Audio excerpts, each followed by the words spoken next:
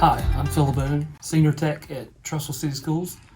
Today we're going to go over the HP 11A Chromebook, just basic disassembly, and point out some of the internal parts.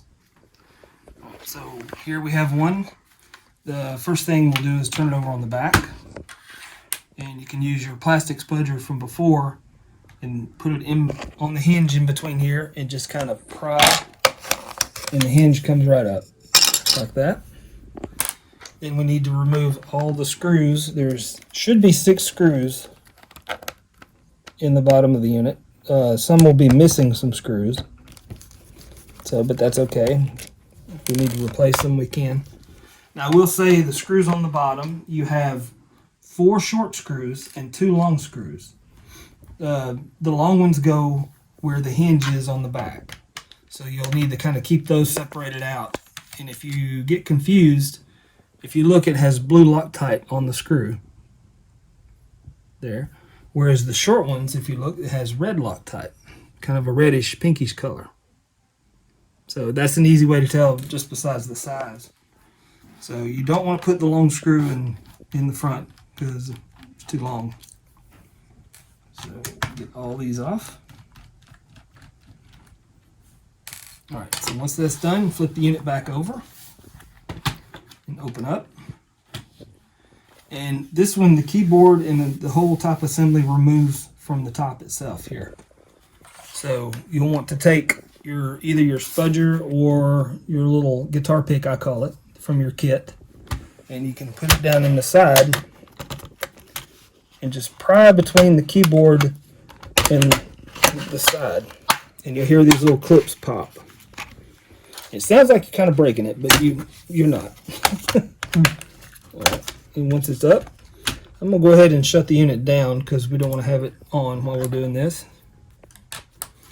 All right, so when it comes up, first thing you'll see is these shorter cables. And you'll want to, it's covered in plastic, so you want to lift up some of this plastic right here.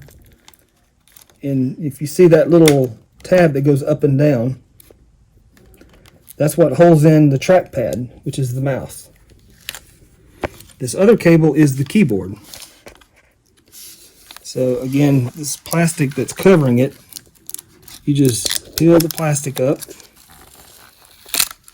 and then when that's up, then you lift this little lever there, and the keyboard cable will come out, and then you can remove your keyboard.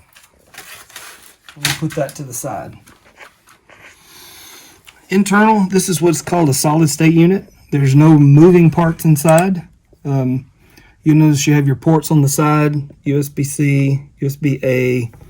If you turn it up here, you can look, a micro SD card reader and a headphone jack. You have, this connection is for your speakers, and your speakers are here and here on each side. You'll notice the cable runs around. So if you unplug those and undo these screws, you can lift the speakers out. This is your battery, this whole assembly, and its power connection is right here. So the best way to pull the power up is to grab something that you can get real tiny with, and then peel this tape back. Get kind of fiddly here. And when that's back, you grab each side of this little white connector and pull towards the battery, and it comes out. So now the battery is disconnected. All right, back up to this side of the board, you have ports over here. You have another USB-A and a USB-C. And then this is just a lock, if you want to add an external lock to hold it down. And this board is connected through these ribbon cables back to the main board.